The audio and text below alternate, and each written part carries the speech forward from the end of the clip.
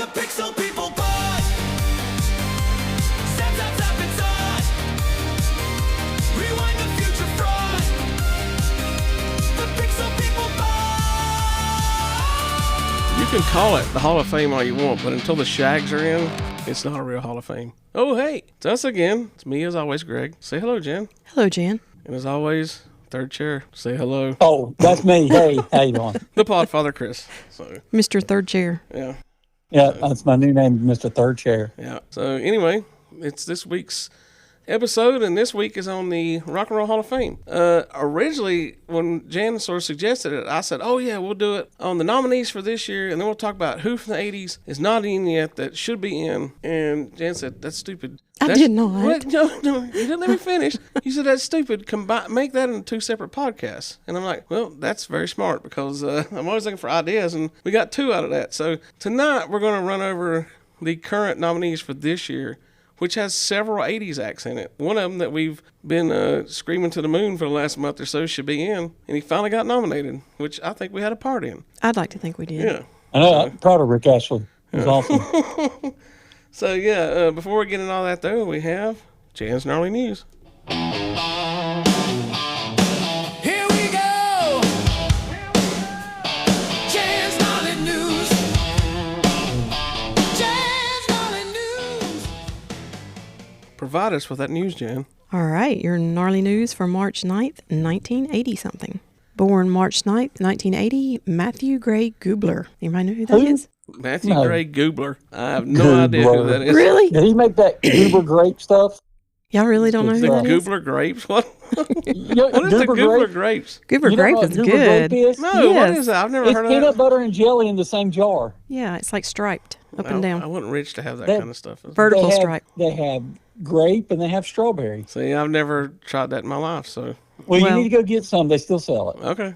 Yeah. This is Enjoy the life. this Live is the well. actor best known for his portrayal of Dr. Spencer Reed on the hit TV show Criminal Minds. Oh, You still that's don't know who it is? Yeah, I know who he is now. Yeah. He is perfect in his He's role. the younger guy on that show. That's the really smart one. Yes, he is so perfect on that show. Okay, yeah, I know who he is now. Okay. I would have never got Okay. that name though. March. I would change Wait a mine. minute, is that show still on? I have no idea. Yeah. It is? I saw a commercial for it the other day. That's I like don't know if it's the same one, but still. that's like Law and Order Criminal SVU. I've watched it for like 12, 13 years, and I just all of a sudden one night I didn't watch it, and I never watched it again. I watched Criminal I watched Minds it- for years. I watched a couple episodes of that. Is he the thin guy, the young like psychiatrist or Yeah. what? Like whatever. Okay, I know. you're Brown right. hair. Says the word unsub a lot. Ain't that A what? lot. Ain't that what the unsub? Yeah. Okay. March 9th, 1981, Buckingham Palace made the formal announcement of Charles and Diana's engagement. What's crazy about it is when they asked Charles if they were in love, he replied, whatever in love means. Oh yeah. Well, that's doomed from the start. Did they serve chili dogs at the announcement? That was Jack and Diane's Oh, wedding. that's right, Jack and Diane. Okay. Is that place named after Lindsey Buckingham? Yeah. Buckingham Green, Nice. the Ween song. There's a lot of Nice. Buckinghams out there. So March 9th, 1981, Robert Plant played a secret show in England with his new band called... the Honey Drippers. The Honey Drippers. Y'all both knew that one. Very good. That's right. Yeah, that's how we know. That's how we roll. I gotta pull that. I gotta listen to that tomorrow. That's a good song. That one Yeah. song they had. Sea of Love and Yeah, there's that's the one song they had. It's an EP. That album is like 5 songs, but they're all good. But they're throwback 50 songs, you know. And of course, Jimmy Page was on guitar. So Sad day on March 9th, 1982, was John Belushi's funeral. Mm. Didn't know until I was looking stuff up about this that Dan Aykroyd was a pallbearer. yeah. Oh, Dan Aykroyd and him were like brothers. I mean, I knew Yeah, they were that's not close. I just surprising. didn't know Yeah. he was a pallbearer. No, they were really close. Yeah. I read the book back in the 80s, Wired, by Bob Woodward about him. And because I liked him on Saturday Night Live when I was a kid when I'd see stuff. And of course, everybody loves John Belushi. But I got really hardcore into Belushi. And I read that book and everything. And then I hear years later that Aykroyd and Bill Murray both have said, this book is BS. Like, Bill Murray even said, I knew that Woodward and Bernstein set Nixon up the day I read that book and realized all the crap they made up about John Belushi. What did they make up about Watergate? He really said that on Letterman, I think. So for years, I've wanted to find another biography on Belushi and read it and hear it from the other perspective. It just made him out to be like a coked out, drugged out mess. It was a weird book. So you wouldn't recommend it? No, don't read the book Wired. And the movie, when I first moved out and finally got satellite, it was on. They did a movie with the guy that played on. Who's the guy that played the commish? You know what I'm talking about, Chris? Yeah, I know. I don't know his name. He's also on. He played Belushi, and it's god awful. It was one of the worst piles ever made. It's known for one of the worst movies ever made. The Wired movie. Was it a made-for-TV thing? I think it was, yeah, and it was really bad. Yeah. Like he's watching his body being taken out. Where am I? What's going? It's like a scene from him overlooking his life. You know, it's bad. Anyway, yeah. Rest in peace, Belushi. March 9th, 1983, Burning Up was released from Madonna's self-titled debut album. See, I don't know if I know that song. I don't know that song. I had to click on it and listen to it. Did too. you know it? I did after I listened to it, okay. yeah. March 9th, 1984, Splash premiered. I've never seen that movie. Nice. That is Really? a great movie. Yeah. It's good. I Very think good. I might have fast forwarded one time. To John see if- Candy, Tom Hanks, Daryl Hannah. It's got Daryl Hannah in Hannah. it. Yeah, I Come think I on, You can't fast- go wrong with Daryl I think Hannah. it was on like HBO in the 90s, and I fast forwarded through it trying to see if her hair ever moved, and it didn't, so I just didn't bother.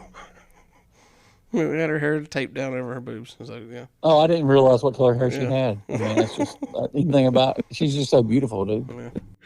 March 9th, 1984, Children of the Corn premiered in theaters. The kids in that movie were very creepy. Yeah, I mean, Very it's- creepy. I've never watched it just because somebody told me, I think years ago, that's one you don't want to watch, and I never watched it. That's one that's like, don't. That and Pet Cemetery. People's like, you don't want to watch those movies. And that Children of Corn was that and Pet Cemetery were the two that the most people said, yeah, I don't watch that. You need to watch them just so you can say I don't watch want to them. watch Pet Cemetery because I don't like animals that died, but I don't care about the kid in the movie, but I don't want to, Actually, Pet Cemetery of the two is the better of the two. It is, yeah. I'll watch Children of the Corn, though. I'll watch it tomorrow. I think he's lying. All right, we'll save it till. March 9th, 1984, The Hotel Hampshire premiered in theaters. The what? The Hotel Hampshire. Hampshire. Whatever. What I is can't that? even say the word now. What was it about? I don't know what it was about, but it had a very good cast. Why Jody? are we even talking about it then? It was about. Because when I looked at the movie poster for Did you it, know this? That March 9th, 1984, I stopped at a store and bought a pack of gum. Really? I mean, that's what we're talking I know about. what it's about, I mean, Chris. What is it about? It's about bicycle racing. Is it nice? You like that They want callback? Vision You like Quest? that callback right there? but Yeah, I got you. it had Jodie Foster, Bo Bridges, Rob Lowe, Wilford Brimley, and Seth Green. Wilford Brimley, that's and a when party. when I clicked on it, How old was to- Seth Green? 3 years old? yeah, he was young. It Wow. actually looks like it's a good, funny movie. Yeah, we'll watch it. It won't be. It'll be our list this weekend. We'll watch it. It'll be as bad as some of these people on this list. Yeah, I know. Well. Jodie Foster, I've never watched a movie that she's not good in. We'll just make it Chris's gnarly news next week.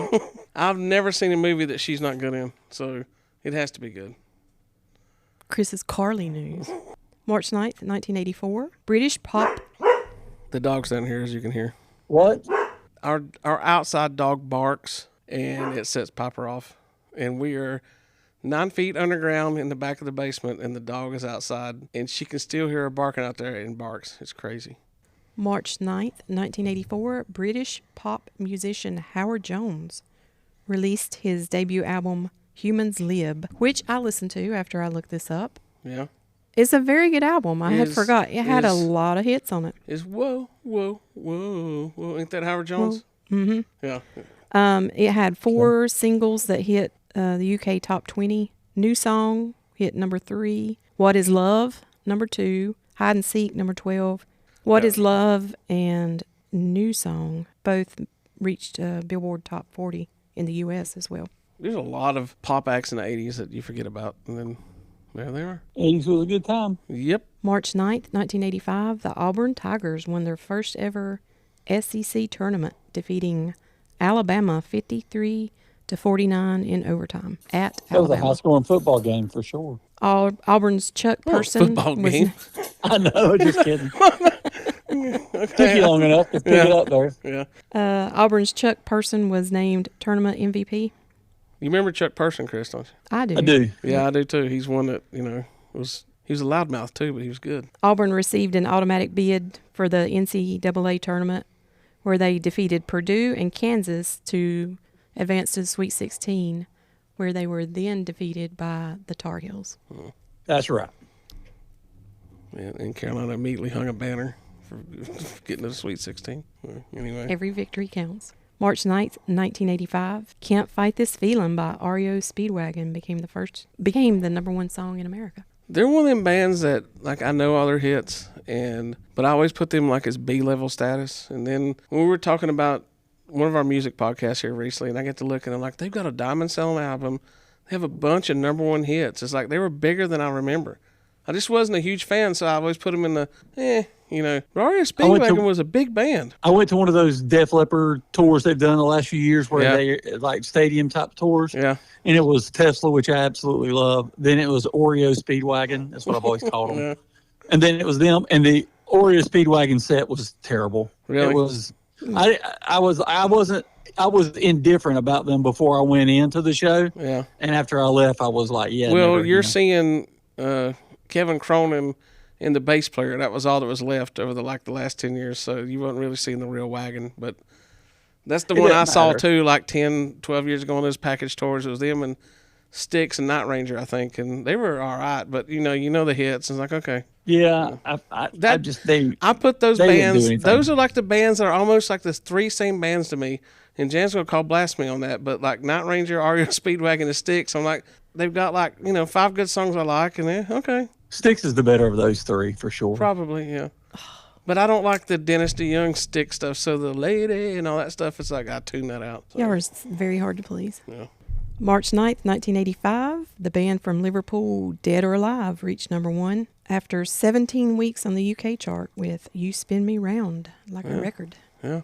Right? Round the baby. That's a good song. It's a definitely 80s-centric song. Oh, yeah. March 9th, 1986, Steven Tyler and Joe Perry of Aerosmith recorded parts of Walk This Way with Run DMC. That's right. Became a massive hit.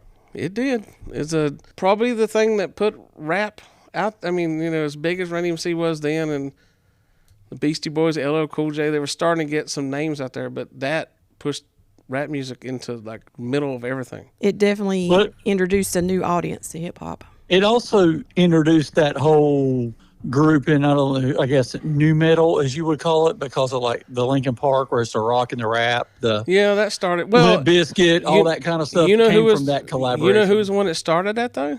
We just named it. Yeah, and then Anthrax and Public Enemy took it on, and then everything. Yeah.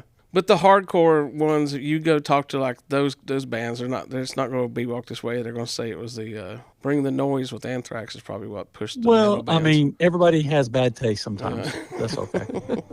That's what makes us human. Yep. That's right. You just said that's what makes us human. Yep. We all have different tastes. My daughter sent me a text this morning, not 80s related, but she's like, did you listen to the new Rob Zombie album? And she knows how much I detest Rob Zombie. Yeah. And I'm like, no. And I go, did you? She said, yeah. And I said, well, I've never really liked his voice or his music, but I think he looks like he smells. He just has this look. Yeah. And she goes, well, everybody has their own taste. And I said, yep. Yeah. That's what she told me this morning. You know what my thing with Rob Zombie is? I actually like a lot of his music, and like I've saw him in concert. He's not very good live because he runs around and gets out of breath. But don't we all? I like a lot. Yeah, I like a lot of his music, but he's the worst movie director I think there's ever been. His movies. Yeah. Oh. The Monsters. He ruined the Monsters. I don't care. I never saw it just because it was so It's bad. embarrassing. Chris, I don't care if I piss off half the people that listen to this podcast and they tune out. I'm here to stick up for what the Monsters were, and what he did to the Monsters is a travesty. It's bad. Yeah, the Monsters that we grew up on watching is like Citizen Kane compared to that. Yeah. I mean, I wanted to like it so much. Yeah. And I couldn't find anything redeeming in it. So bad. It was like, bad. The reviews were, and like I've been to probably 6 music festivals. Yeah. And he's been at every one of the music festivals, and I've never stepped foot in the stage area he's at. Yeah. I just not my guy. But he is one of the worst movie directors of all. Didn't he do Halloween? They were terrible. That was Danny McBride that did those. Well, that means it was bad too. No, he did some horror movie. He directed some horror movie. Yeah, he did. He did. There's another one that me and you tried to watch. Yeah. We couldn't even watch The Devil's it. Rejects, he did that. That was like his big movie he wrote. But you sure he didn't do a Halloween movie? Danny McBride is the one. If he did one, it was in the 90s or early 2000s. The last 3 that came out. I'm gonna Google it right now. The last 3 that came out were Danny McBride and Rough House Pictures, and them did it, which I kind of liked those. He did have one pretty recent. that was supposed to be a big deal. Yeah. And Yeah, he did 2 Halloween movies. Really? When? Yeah. He did a Halloween movie in 2009 and 2007. Okay, well then What's Danny his most McBride recent remade movie? them. So is it showing you his most recent? I want to say there was one His- like in the past 2 or 3 years.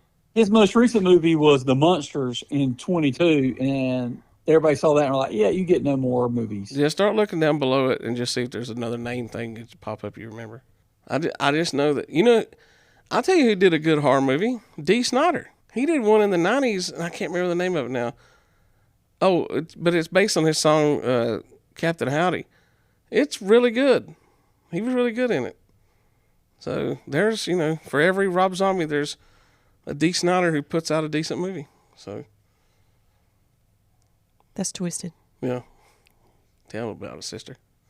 So, All right. Born March 9th, 1986, Brittany Snow. Do you guys know her? I do. I know Brittany Snow. Yeah. She was in Pitch Perfect 1, 2, and 3.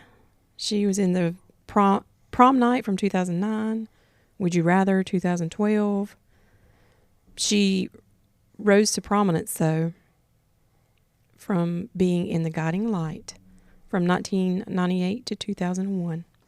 She won Really? Young Artist Award Maybe for I Best don't know Young her Actress. Is that still on TV, The Guiding No, Light? That's not nope, on TV anymore, nope, right? Nope. General Hospital still is, I think. Uh, I don't know. I don't watch those. Young and the Restless, Bold and Beautiful, General Hospital, and I think that's it. I think that's all that's left. She also appeared in several episodes of Nip Tuck, Law and Order SVU, Harry's Law, Workaholics, Not Dead Yet. I know and who she is now. more. So you said I mean, Workaholics, I know. Yeah, she's a long list of things that she's By the been way, in. If anybody wants a comedy to watch, start Workaholics. It's hilarious. Very good. So, yeah. Very good. March 9th, 1987, U2 released their 5th studio album, The Joshua Tree. It was their fastest selling UK album in history, and it topped the charts in the US. That was the first time that it had topped the charts in the UK and the US. Should I go ahead and let the news out now? Go ahead. Next week's podcast is our album review, and it's on U2's The Joshua Tree. And I never thought I'd be saying that, but it's going to be, you're going to hear some stuff on that podcast that people probably didn't think they'd ever hear from me. So, well, or in Jan too. So there you go. Something to look forward to. I won't talk about the hits on this album. We'll save it for the next podcast. Okay. So stay tuned for that one. Exactly. Boom, boom, boom. March 9th, 1987, Rags to Riches premiered on NBC. Did either of you guys No. watch that? What was that? Was that a Rags- game show? No, it was like a sitcom type thing. Oh, okay. Released March 9th, 1987, Still of the Night by Whitesnake. Oh, yeah. Considered to be one of their biggest hits. Yeah, it's funny that you brought that up because I've been listening to a lot of Deep Purple this week, but I've been listening to the Deep Purple Mark III version, which has David Coverdale took over as lead singer. Co-lead singer was Glenn Hughes in Deep Purple for like 4 records. And I love it as much as I like the other Deep Purple, like the Ian Gillan version. But Glenn Hughes sings these ungodly high parts, and David Coverdale is like the soulful blues voice in the band. Anything that's supposed to get up high like Ian Gillan did, Glenn Hughes sings it. Because you listen to that's Rod Evans, which is the other singer. That's the Mark I Deep Purple. I'm a big Deep Purple fan, people. But David Coverdale was hired for his bluesy, soulful voice, rock voice. It sounds awesome. And then when they break up and he starts Whitesnake, and he does these bluesy, soulful albums, rock albums. And then he just decides right about that time look at the money being made in this hair metal stuff. And he teased his hair up at like close to age 40. And boy, did he. And starts wailing way beyond his range. And like you hear that Still the Night when he does that screaming stuff, he wasn't doing that in the 70s. And he put Tony Katane by his side. Yeah, that helped. That helped a lot. But when you hear him singing all that stuff and screaming all this stuff like that, that was not his voice in Deep Purple. He would not touch that stuff in Deep Purple. It amazes me how he took it up another level, which is probably why he can't sing now. Because he fried his voice out doing that stuff for the next 20 years until it started to fade, But it's just wild to hear him scream like that and do those hairbandish songs and realize that's not what he started out being. It's just, I listened to that today. I was listening to one of their live albums, bootlegs, coming home, and it was Glenn Hughes singing the high stuff and Coverdale just ripping out the bluesy stuff. And it's like, wow. So if you ever want to, something, go back and listen to some old Deep Purple. It's good stuff. March 9th, 1987, Lisa and Cult Jam released the single Head to Toe. That's a good song. I love that song. Ooh, baby, I think I love you from head to toe. I'm not a good singer, but yeah.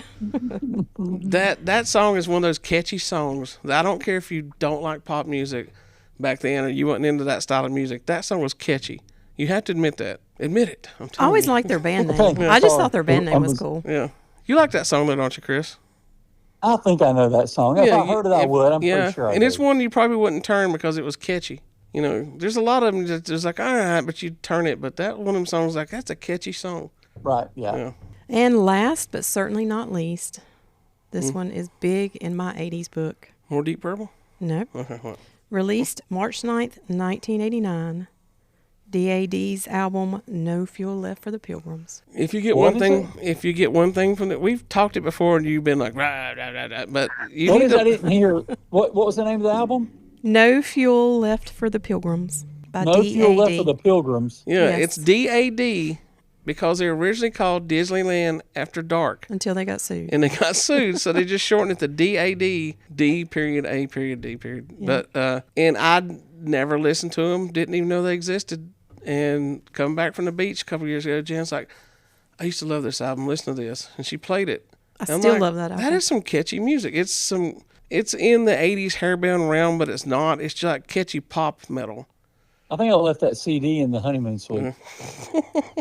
Well, go get it. Sleeping My Day Away is one of the best written songs of the 80s. Catchy. It should have been a massive hit. And Jihad, I'm getting mad. if you listen to one song off that, listen to that song, and you'll see at least that song should have been a hit. And there you have Jan's Gnarly News. Thank you, Jen. And that brings us to this week's topic, which is on the Rock and Roll Hall of Fame. This year's nominees. So we trying to think of how to do it, and we were going to do it like each of us pick our 6 that we think should have been on here. But where's the fun in that? So what we're going to do is I have the list right here, and starting in alphabetical order, we're going to go down. Well, they're not in alphabetical order. Yeah, it's last. Okay, I was trying to figure out your method here. It's the last. Anyway, it is in alphabetical order, but I can't explain it. So. And we're going to give... So the alphabet starts at A and goes to Z. Yeah. So Yeah, but not in Greg's world. But- D. That's how alphabet works. But the way the Not in grammar, Greg's world. but the way the grammar stuff goes, the Black Crows are the first one on here because they don't consider the as part of the... So it's B for the Black Crows. So Yep, I got you.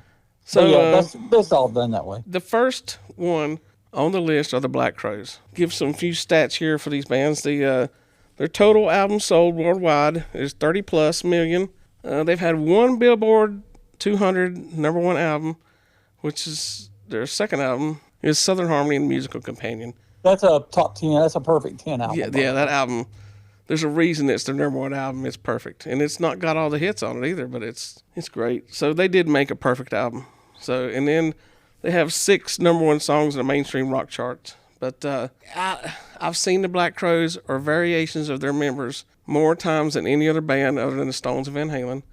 I've met Chris Robinson. I love him. My cousin Wes is the #1 Black Crows fan on the face of the earth. He's seen them, I know, 50 times. But I don't know if they're ready to go to Rock and Roll Hall of Fame yet. And I'm probably going to catch crap for that. But I think they've got to do a little bit more. Am I wrong on this? Over 30 million wrong. albums sold? Yeah, but look They've at... got That's a 10 lot of top 40 albums. hits for a group that is not mainstream as far as radio play like some of the other groups on here. 30 million is a lot, but compared to some of the other people on this list, it's not a lot. It's kind of But when Shake Your Moneymaker is their biggest selling album with 5 million sold. Yeah. It's just, when I look at this list of everybody on this list, they definitely are going to get my vote because Yeah, they just stand that out.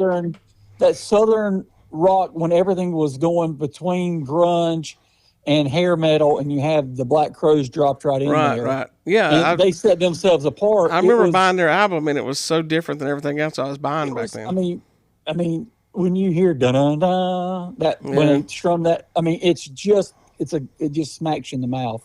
It's such and I've seen them 3 times, so not as many as you by any means. Yeah. But phenomenal group. I think they did enough if we're just holding them up to the group that we're going across here, you're taking these 16 or 17 groups here, they go in my opinion. They're a phenomenal group. I think that's what's going to hurt them, though, because they only put like 6 to 7 in out of these lists. And I think there's going to be at least 6 or 7 that are guaranteed before they have a shot. It's looking back on it, when this podcast speaks, everything happens. Exactly, yeah. But look, knowing how they've screwed some of these bands over the years, just getting nominated at this point is amazing for them. They got nominated last year too, which shocked me. And then going for a second year in a row was amazing because, like Phil Collins, when we get to here in a little bit, he'd never been even nominated till this year. It's amazing, it's like, wow. It took years for Black Sabbath to get nominated. They were like 10, 15 years after they were eligible before they even got nominated. Well, let's before we go any further into this podcast discussion, and you talk about those groups, it's taking years to get in. This went from being the Rock and Roll Hall of Fame to Music Hall of Fame. It's not a Rock and Roll Hall of Fame. That was my the exact Music Hall of thought Fame, as right? well. Because country has the Grand Ole Opry. You get inducted to the Grand Ole Opry, that's as good as getting into the Rock and Roll Hall of Fame. I mean, that's. I wish they would just change it. Just go ahead and just change the name. That's the Music Hall of Fame. Yes, it would solve so much griping. Because there's people on this list here that do not deserve to be on this list because they're furthest from rock and roll, but they're music. So you talk about that. So for me, they rock, and the way I based my 6 that I picked in my 1-7, my kind of honorable one, because they do 5 to 7, so we kind of went the middle. Yeah. For me, all of mine except for one artist is a rock group. And I try to stick to that mindset. Okay. This is rock and roll music. I do too. So I do too. For me, that's. But I'm not saying there's some. So the one I'm going to put in here in my vote is as pop can be. Yep. But I just tried to think rock, and the ones that I picked, that's kind of that's the way I looked at it. Okay. Well, I'm going to mark down right here 2-1 on that one. So when we get done, I'll look at her. All right, the next one, Jeff Buckley. No. 3.1 million albums sold. He has no number one. He only has one record ever. He had one song. Yeah. Did they just need another person to put in a slot? Every year they put somebody like Buckley in this thing because to show how brilliant they are and how they know more than you. And that's not dogging Jeff Buckley. That guy had a voice. He has that one great song. Yeah, and he didn't even write it. Hallelujah. He didn't even write it. Cover. It's a cover, but his cover is the best that song has ever been done. I'm sure he's influenced songwriters and all that stuff, but it'll get back to what I say. I don't think if you've got one album ever, I don't care if it's absolutely perfect, I don't think that nominates you for a Hall of Fame. It's like some guy that makes the NBA and plays one season and scored 110 points in one game and then dropped dead. They're not going to throw him in the Basketball Hall of Fame in 20 years. It's like you had that one perfect game but you got to have longevity. I'm sorry, Staying for a Hall power. of Fame, you got to have a little bit more than just a great voice and, more than one album. And, that's what you can say people said about Kiss when they were saying, like, they're not great musicians. They influenced a ton of people, but they sold a lot of records, and they lasted a long time. So yeah, they're still out there of the today. parts made them worthy. He's got the voice, but I'm sorry, I'm not putting him in the Rock and Roll Hall of Fame. Well, here's the thing, too. When you look at Jeff Buckley with his one big hit, which was a cover, and his one thing, 2 or 3 years ago, they put in that singer Kate Bush, and she has one song, and it's horrible. And it was revived by that show. Stranger Things. Yeah, that little kid show. So that's well, at least why you could argue, though, she had some longevity, and she influenced women singers. She did do but I'm more saying than Jeff she's Buckley. the Jeff Buckley level, but she's on that because there's a lady on this list that's influenced women more than that who's going to come up here in a minute. Yeah. But no, I would say they always put that Kate Bush type person in there, and she got in, which blows me away. Yeah. But it would not might shock get me in. one bit that Buckley gets in. It would not shock me. He very well may get in, but he's a no for me. Yeah. No for me. Okay, well, we got 3 zeros for that. The next one's going to be a tricky one. Mariah Carey. Okay. Now, she's not rock, but she is pop, and she sold 220 plus million records worldwide, 6 number one Billboard 200 albums, and 19 number one songs. She's getting in. She's huge. Yep. She's an in. I gave her a yes. Yeah, we're 3-0 on that. Yep. that's a for me. But the one thing too is she has like the most popular Christmas song, Yeah, "All yeah. I Want for Christmas," has been streamed, and I looked this up, not with Apple and not with anything else, just Spotify. Yeah. 2.5 billion streams of that one song. Oh yeah, yeah. I can't stand that song. Yeah, It's me either, terrible. but yeah. But that's why I was on my list. She's the only non-rock person I put her in. I mean, she's been a force to deal with since she came out in '93. Yeah. I mean, Yeah, she is. so- And she's pop, and I consider that part of rock. It's the easy, soft rock. And so I'm counting that as and rock. she can sing. I Yeah, mean, she can sing, she knows high notes or Oh, yeah. gets me, but just her voice, like that Yeah. sultry sound that she had. Yeah. She got in. That was an easy one for me. That would be Yeah. the only Well, non-rock one. she's got 3 votes here, so she's on our list. So the next one, who is that? That has never been till Phil Collins. Wow. Is he the guy from Def Leppard? Yeah. He's Phil Collins, Oh, the that's guy Phil Collins. the guy who never was nominated until we put a podcast out and demanded You're right. how is he not, and he gets nominated the following week. He demanded it, and Yeah. it happened. 150 million albums sold. Yep. 2 Billboard #1 albums, which doesn't sound like a lot, but the other ones were all like top 5s, and 7 #1 songs. So Hey, he also, of the ones that that I put into the list, yeah, which I don't put a whole lot of weight in the Grammy Awards anymore. Yeah. Because they just as a popularity thing. Oh, yeah. It's not off us, but he has the most Grammys out of all the ones that I put in with 8.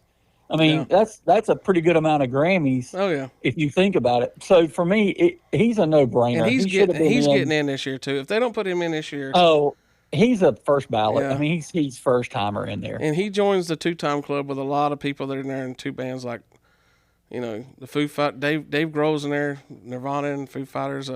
All the Beatles are in there with the Beatles and solo stuff, which I don't understand why Ringo's in with his solo stuff, or even George He's a Harrison. Beatle.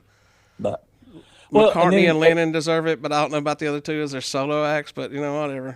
So, Eric Clapton's in there 3 or 3 4 times. times. Yeah, 3 with the Yeah, solo and the 2 bands, Cream, Yardbirds, solo, and Cream. and then Yeah. solo. And could So, one day I mean, go in Derek and the Dominoes. You never know. Yeah. So I mean, that's the thing. There's certain people who belong in the Rock and Roll Hall of Fame, Yeah. and it's like Oh, you yeah. can't have a Hall of Fame. That'd be like saying, "Yeah, we're not going to put Ted Williams in the Hall of Fame baseball." You It's know, he funny. doesn't care. I'm a big Stones fan, and my favorite guitarist in the Stones was Mick know Taylor. I'm blanking. Mick Taylor. I'll cut that out. My favorite guitarist in the Stones is Mick Taylor. He was in there for their best 4 or 5 album stretch, but then Ronnie Wood took over in '75 from him. And I'm in a Mick Taylor fan group on Facebook, and they dog Ronnie Wood so much in there, like he's no Mick Taylor, and he couldn't play as well back compared to Mick Taylor. But I'm like, and I point this out every now and then. It makes people mad. I'm like, you're gonna dog Ronnie Wood. Ronnie Wood is in the Rock and Roll Hall of Fame twice with the Faces, with Rod Stewart and the Stones. Ronnie Wood's a beast on guitar. You don't get to be 2-time in the Rock and Roll Hall of Fame with 2 different acts unless you know what you're doing. So yeah, Phil Collins, he's getting in. If he don't, we riot. We do. Yeah, We're going up there if he We doesn't. take to the streets. yeah. The next one, Melissa Etheridge. Okay, she's sold 13 million albums. She has no #1 albums. Her highest hit, #6. She had 2 adult top 40 #1 songs. Melissa Etheridge is a great musician. She's a great singer. She is a great female artist and has inspired tons of women, tons of guys too, musicians. But she's not Rock and Roll Hall of Fame worthy to me. Yeah, that's the one I was saying earlier when you said, influenced, Yeah. a lot of women. We're talking about. To me, she influenced an entire. I mean, like a whole. Wasn't she part of that Lilith Fair? Oh yeah, yeah. She did that whole big tour and phenomenal. I mean, great singer songwriter. I mean, she's had. I think I counted like 10 top 40 hits in her career. I mean, she's done it. 20 some odd million albums sold. But I don't think she's Rock and Roll Hall of Fame worthy. Not this year at least. She is one of those acts, and not even Jeff Buckley's on had one album, but there is a Hall of Fame for people like Melissa Etheridge, and it's the Songwriters Hall of Fame. So people like her, that's where you make your bones. You get in the Songwriters Hall of Fame. To get in the Rock and Roll Hall of Fame, you've got to have a whole lot more advanced career.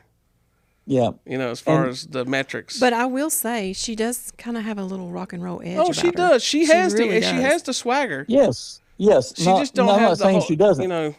I just don't think she's Rock and Roll Hall of Fame. I mean, if you limited it to 7 at the most. 13 million records sold total worldwide. It's like, that's, there's tons of bands that have done that with one record. So, and I know you can't place it all on charts, but that has a little bit to do with it. That should be like a 30% of it is what have you sold?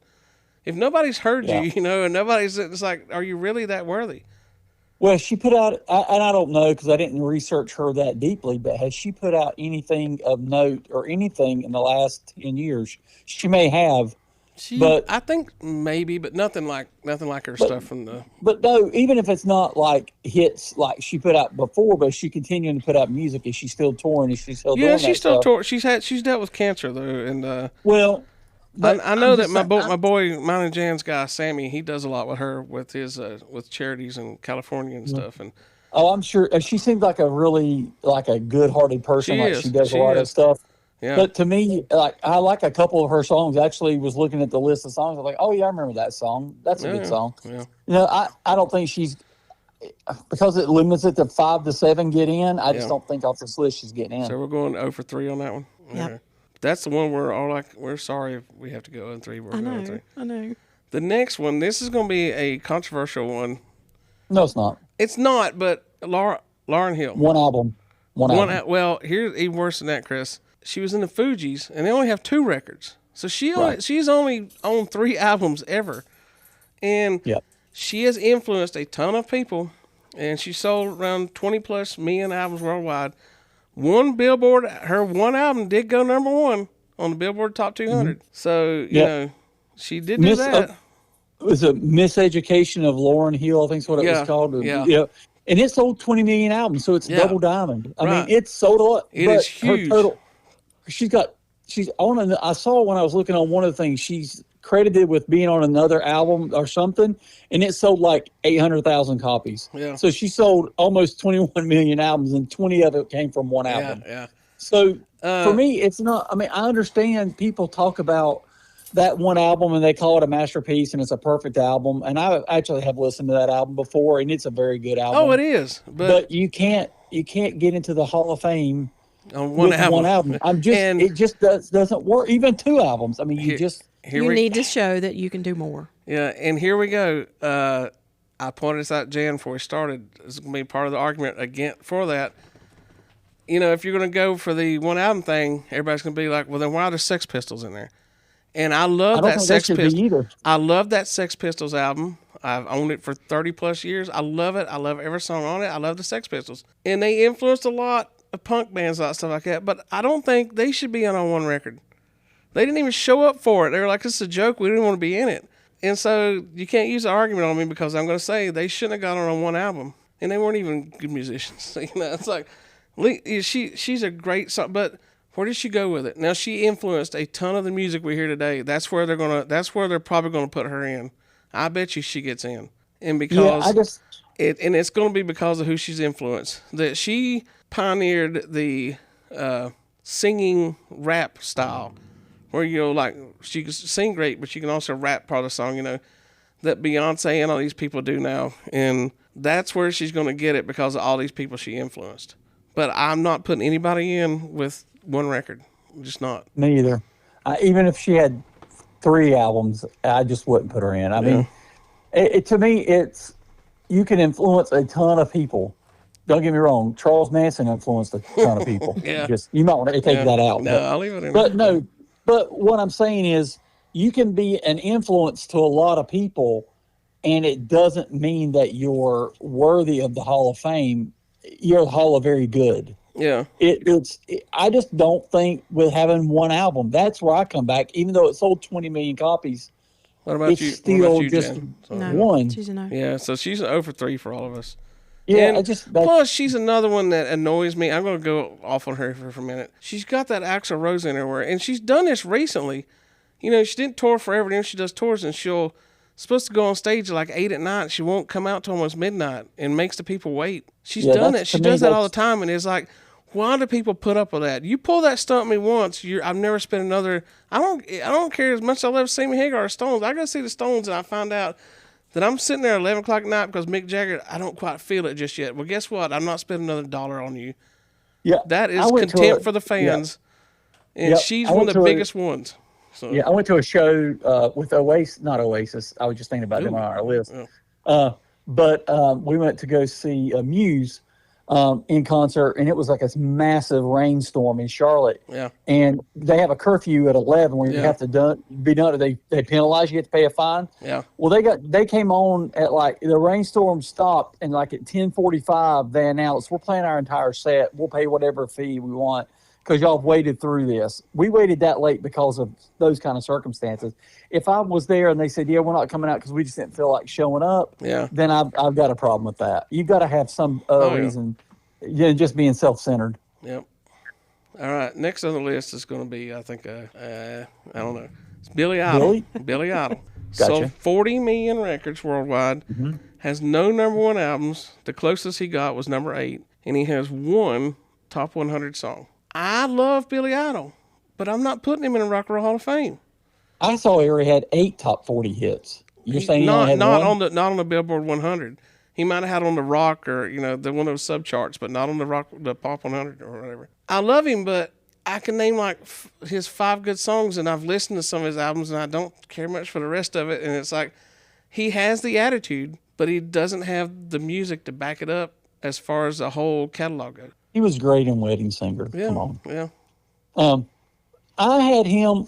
He's not in my 6, but if I was picking 7, I would have put him in. I think he gets in one day, but I don't think it's on this one. Jan, what's your thoughts Well, he got on? nominated. This is like he got nominated first time in 2023, I think is what I saw. So he's been a couple years now. Not with the people that are on this list. He can't Right. go in. Yeah. There's just not room to put him in this. See, time. that was my thoughts on the Black Crows, but it's like, and everybody, I know it's blasphemy, people, and it's the 80s guy, we should be like trumpeting him, but it's like he's the Hall of Very Good, and he's more known for, if you think of Billy Idol, he's more known for his image and him as the character of Billy Idol than he is as like this great musician. Now, And he's not very good live either. yeah, he's not. Steve Stevens is a great guitarist, but he's, Billy Idol, the character, and he's a fun guy. He is not aged. He's held up very well, but I'm gonna say no. So that's a 0 for 3 for Billy Idol. Well, yeah, because we're doing 6. Yeah. So if we were doing 7, he would have been in just. But I think he For gets me, in one he day. would have gotten it. Yeah, but I don't think it's this year either. Yeah.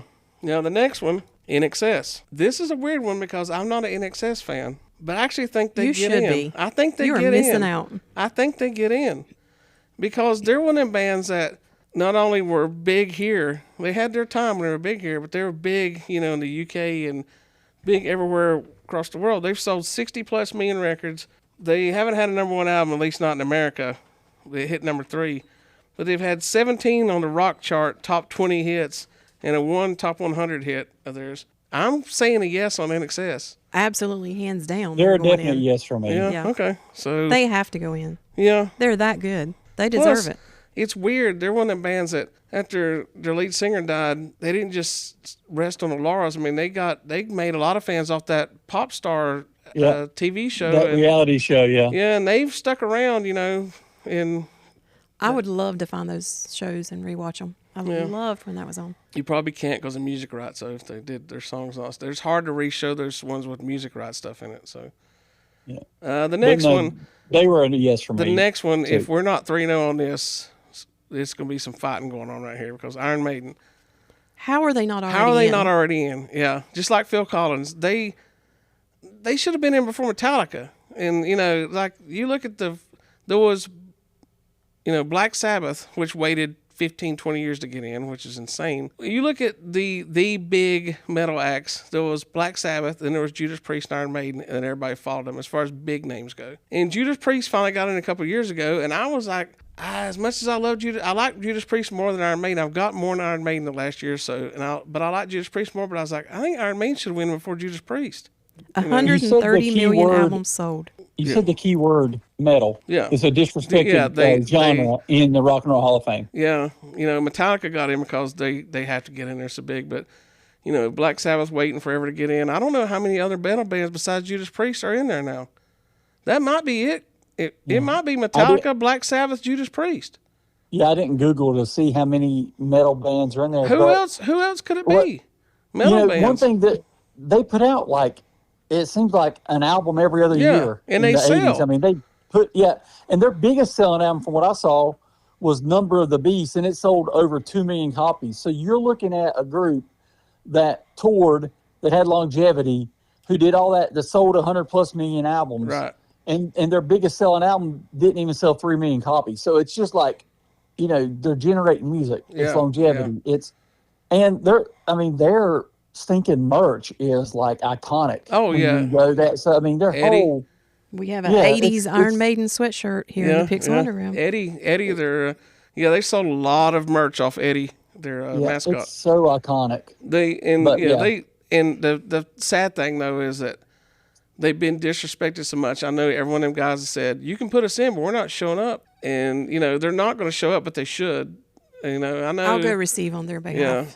But they deserve it. And if they don't get in this year, this is the first time they've been nominated. They better get in. They better get in. And aren't they touring with Megadeth this summer? Yeah. Yeah. And they they tour constantly. They bring, and the fans love them, and they sell out every show, and They say they're not going to be there, but I don't guarantee you. I would say if they get in and then somebody like Metallica is there and goes, dudes, come on, we'll go present you. We'll do this. These other groups will be like that. Yeah. They'll get them to show up because they deserve to have their flowers. They deserve to have their respect paid to them for what they did for metal. But, Black Sabbath said, we're not showing up. You can put us in. And they didn't. So, neither did the Sex Pistols. They sent a letter saying, piss on y'all. They read it too. It's like, forget it. They should do what Alex Lifeson from Rush did. I might even throw the little clip in here on the podcast.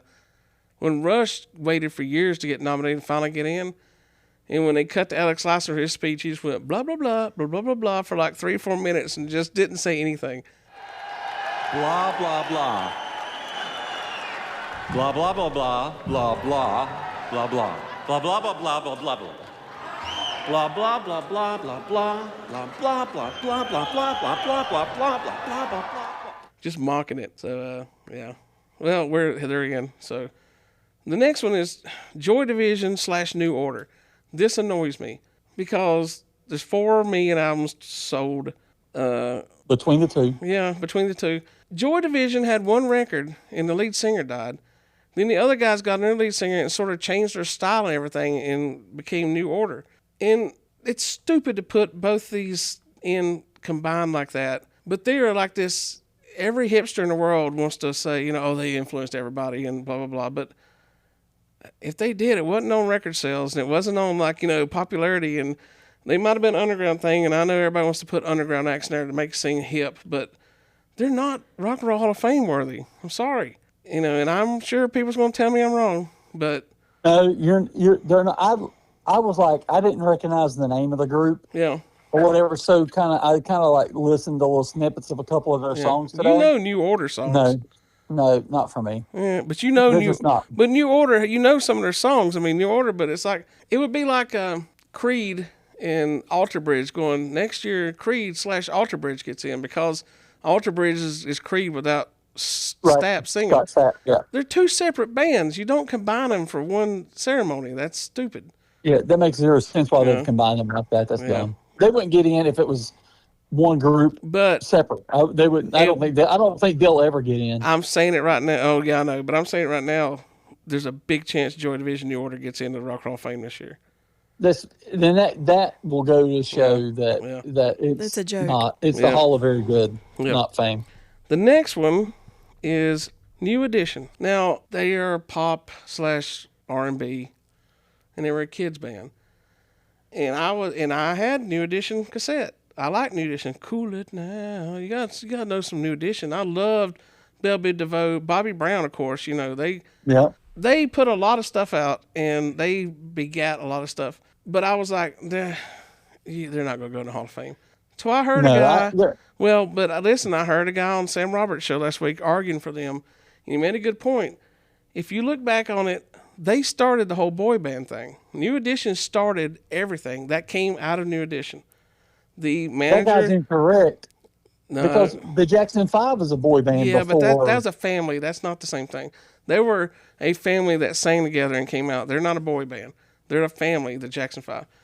And there was Still a a girl, boy and band. there was girls in the band with that. There's the thing of a producer putting together a bunch of singers and stuff and promoting a band and starting it like they did.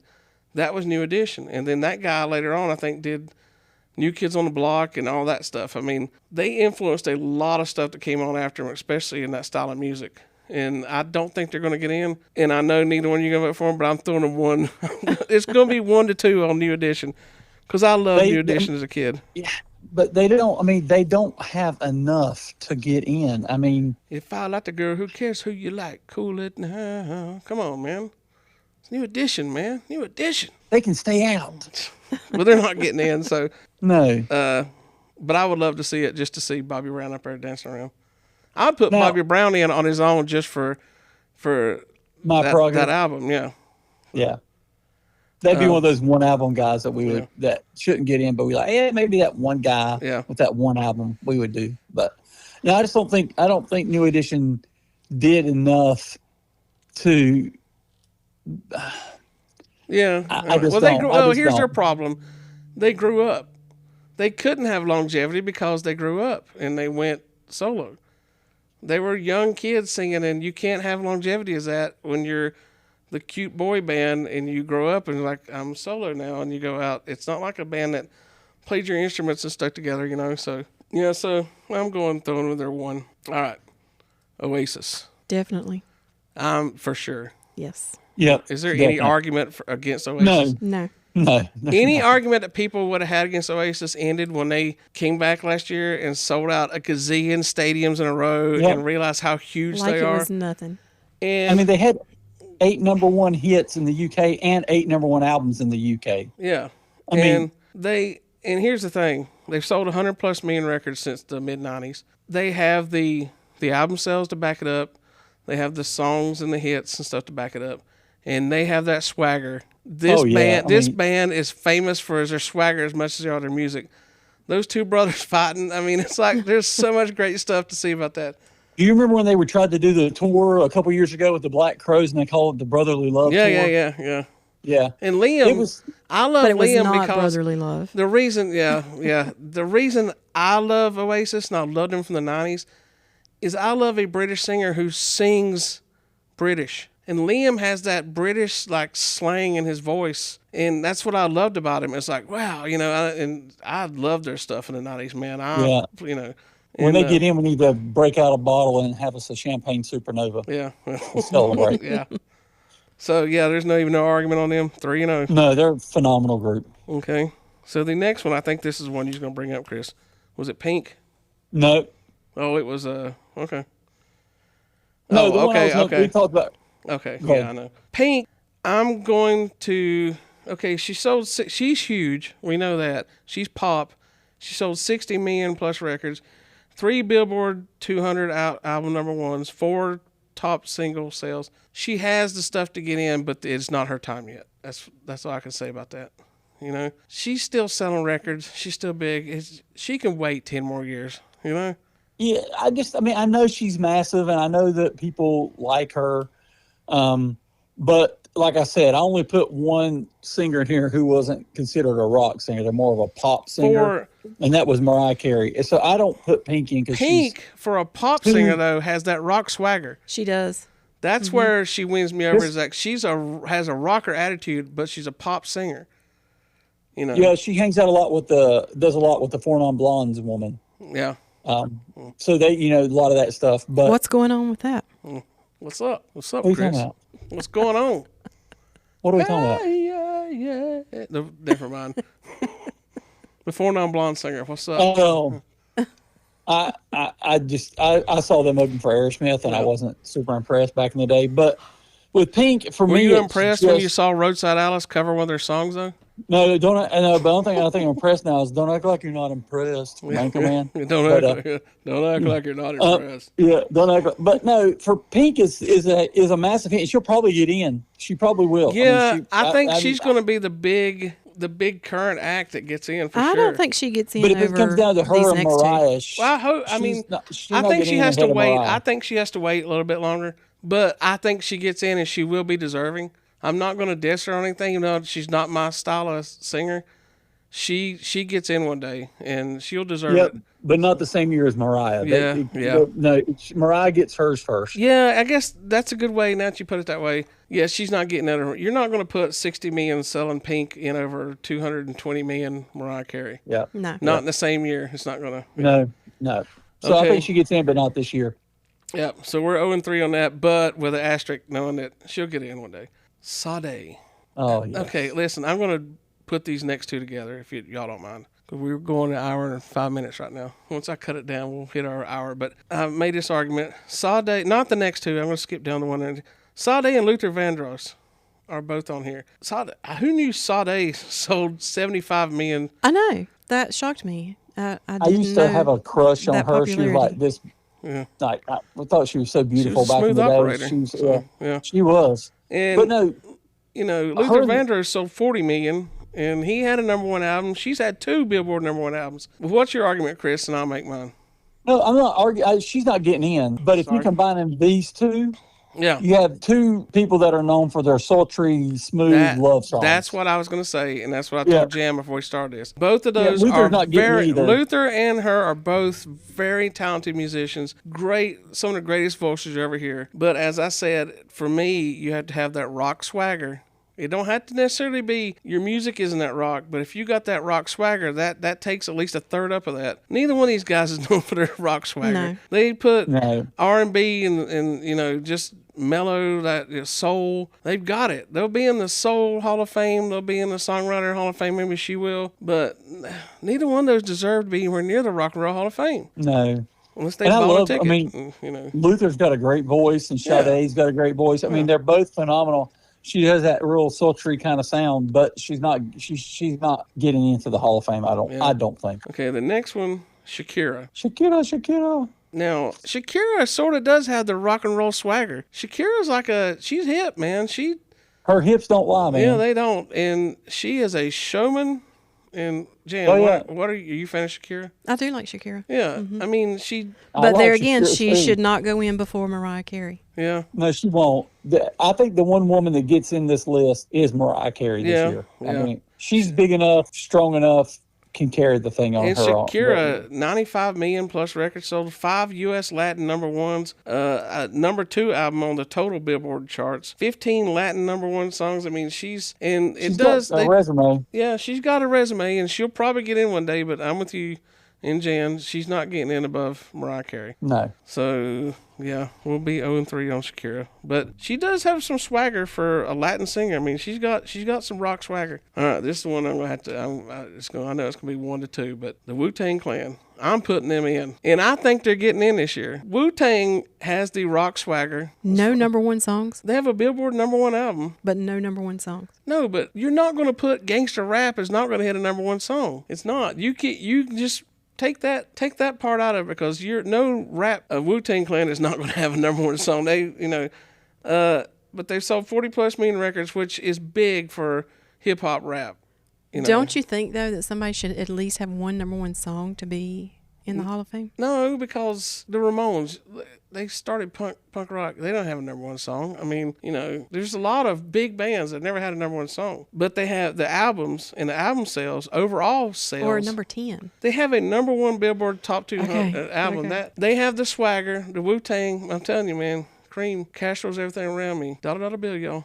I mean, that's all I gotta say. It's Wu-Tang. Here's the thing with Wu-Tang, okay? Yeah. So they don't deserve to get into the Rock and Roll Hall of Fame, in my opinion. Yeah. Their parts are greater than the sum of the one. So, like, they had RZA, Method Man, Old Dirty Bastard, Right. Ghostface Killer. Yeah. That's their big 4, right? Yeah. They did But branch those out. those ones together Yeah. couldn't produce enough as a group to do that. But as individuals, they were better than as a group. So I don't think you can put them in because, like Jan said, they've had no number 1 hits. But that's a rap. But you're not gonna. But it doesn't. But Public But- Enemy but look, and NWA but- are in there, and they never had number 1 hits because you're not going to get. They They don't even shouldn't get been. played on the radio because they cuss in their songs. You're not going to get those things played on the radio to get a number 1 hit out of it.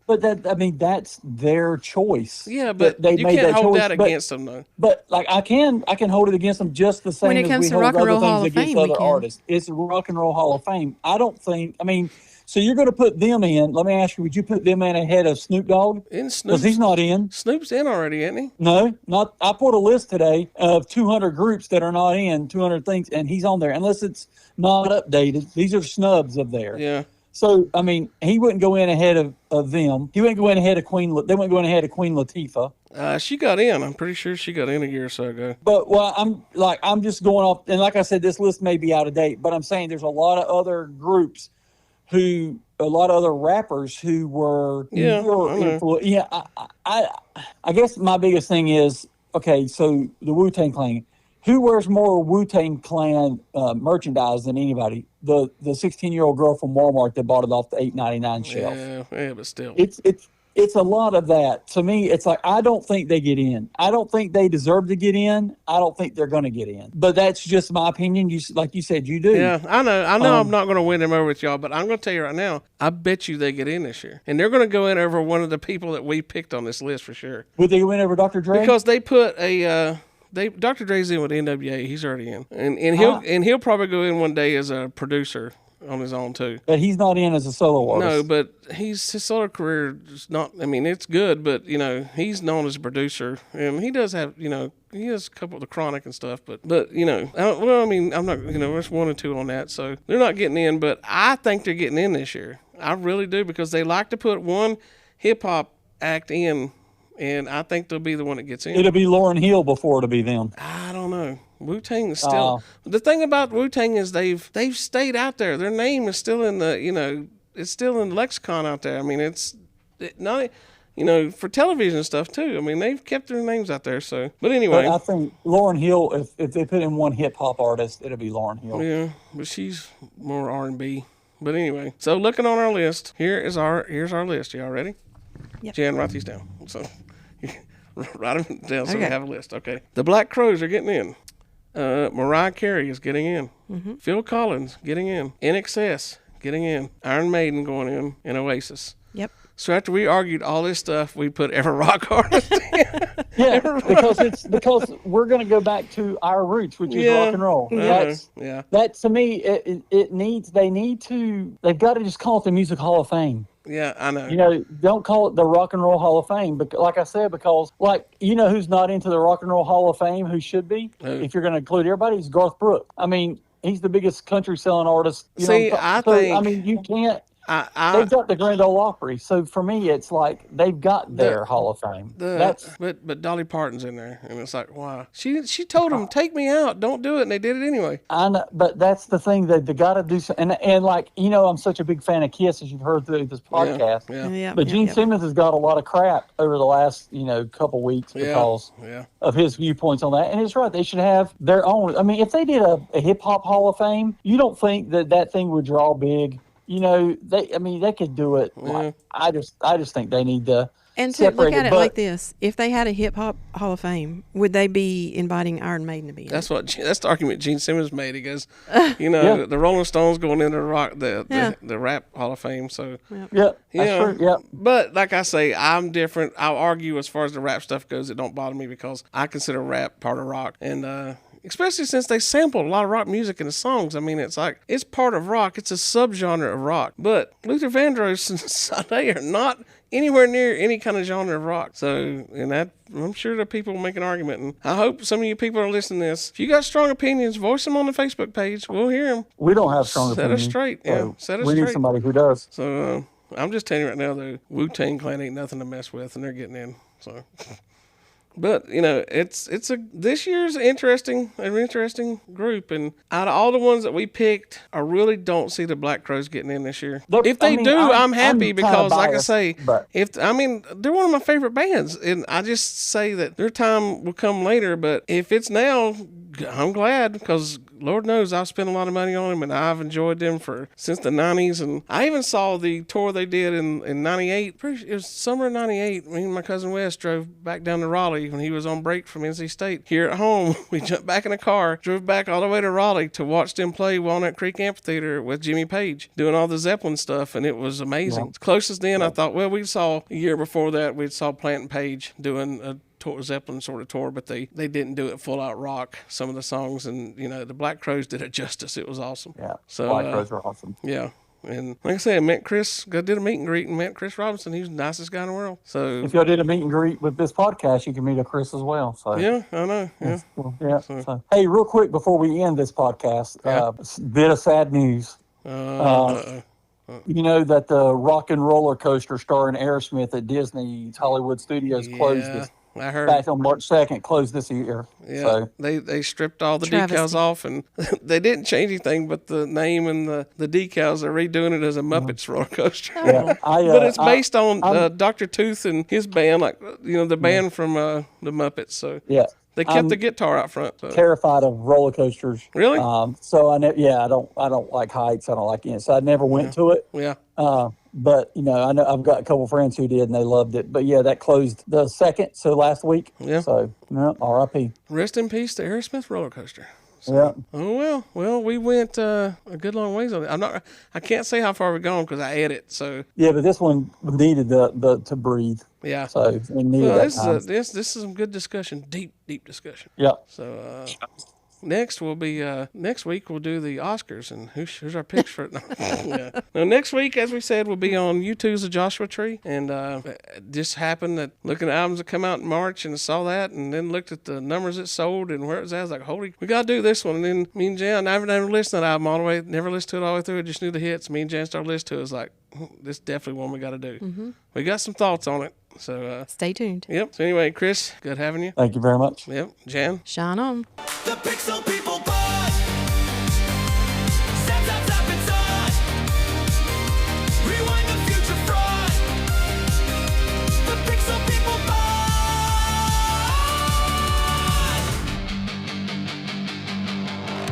哪还记